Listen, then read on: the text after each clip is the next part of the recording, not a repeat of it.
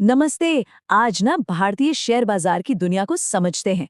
मतलब वो सारे शब्द जो हम रोज खबरों में सुनते तो हैं, पर शायद पूरी तरह से पल्ले नहीं पड़ते। आज इनको बिल्कुल आसान भाषा में समझेंगे। ये लाइन तो पक्का सुनी होगी, है ना? आज सेंसेक्स गिर गया या फिर निफ्टी ने तो आज नया रिकॉर्ड ही बना दिया। सुनते ही दिमाग में आता है कि भाई बाजार में कुछ तो बड़ा चल रहा है।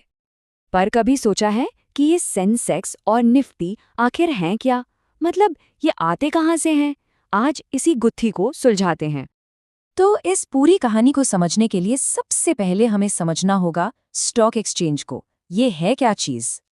बहुत ही सिंपल भाषा में समझिए, स्टॉक एक्सचेंज एक मंडी जैसा है। बस फर्क ये है कि यहाँ सब्जी नहीं, कंपनियों के शेयर्स खरीदे और बेचे जाते हैं। और ये पूरी की पूरी मंडी डिजिटल है, मतलब ऑनलाइन। एक ऐसा प्लेटफॉर्म जहाँ खरीदने वाले और बेचने वाले मिलते हैं। अब भारत में ना वैसे तो कई स्टॉक एक्सचेंज हैं, पर दो नाम हैं जो सबसे बड़े हैं और जिनकी चर्चा सबसे ज्यादा होती है। एक है बीएसई, मतलब बॉम्बे स्टॉक एक्सचेंज, और दूसरा है एनएसई, यानी नेशनल स्टॉक एक्सचेंज। अच्छा, तो ये बीएसई और एनएसई, इनमें आखिर फर्क क्या है? ये समझना बहुत जरूरी है। चलिए देखते हैं कि इन दोनों में मेन डिफरेंस क्या है। सबसे पहले बात करते हैं बीएसई की। पता है ये कब बना था? साल 1875 में। जी हाँ, इतना पुराना। ये सिर्फ इंडिया का ही नहीं, बल्कि पूरे एशिया का सबसे पुराना स्टॉक एक्सचेंज है। और वहीं दूसरी तरफ है एनएसई। ये इसके मुकाबले काफी नया है। इसकी शुरुआत हुई 1992 में और ये आया ही था एकदम लेटेस्ट टेक्नोलॉजी के साथ। बहुत मॉडर्न माना जाता है इसे। तो चलिए दोनों को एक साथ रखकर देखते हैं। एक तरफ है बीएसई, जो बना 1875 में। इसका मेन इंडेक्स है सेंसेक्स, जो देश की टॉप 30 कंपनियों के हाल पर नजर रखता है। दूसरी तरफ है एनएसई, जो 1992 में आया। इसका इंडेक्स है निफ्टी 50, जो टॉप 50 कंपनियों को ट्रैक करता है। अब एक बात समझना जरूरी है, ये इंडेक्स सिर्फ कंपनियों के शेयर प्राइस का सिंपल एवरेज नहीं होता। ये वेटेड एवरेज पर काम करते हैं। मतलब जिस कंपनी की मार्केट वैल्यू यानी मार्केट कैप जितनी ज्यादा होगी, इंडेक्स पर उसका असर भी उतना ही ज्यादा होगा। तो अब वापस उसी सवाल पर आते हैं।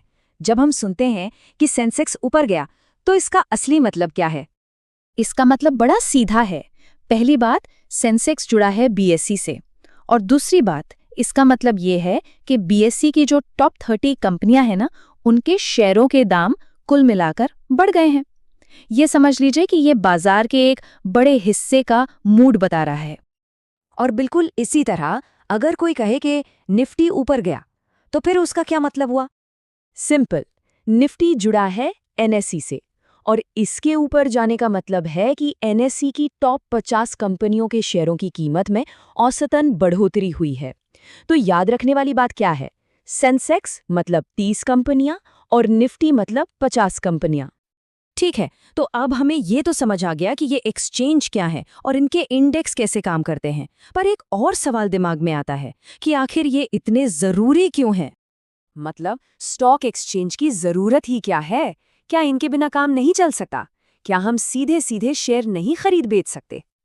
देखिए, इनकी जरूरत इसलिए है क्योंकि ये एक भरोसेमंद और एकदम पारदर्शी सिस्टम बनाते हैं। सोचिए, यहाँ होने वाली हर एक खरीद बिक्री का पक्का रिकॉर्ड होता है। कोई घपला नहीं हो सकता। ये निवेशकों को बचाता है, धोखाधड़ी से बचाता है।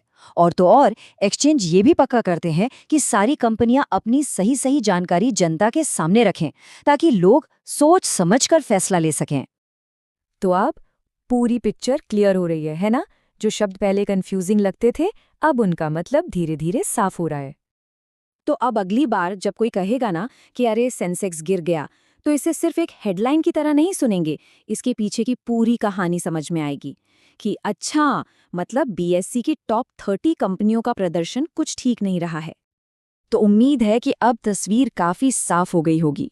पर हाँ, ये एक और सवाल खड़ा करता है कि आखिर ये कौन सी कंपनियां हैं जिनमें इतनी ताकत है कि वो पूरे इंडेक्स को ऊपर नीचे कर देती हैं? वो कौन से बड़े नाम हैं जो हमारी इकोनॉमी की दिशा तय करते हैं?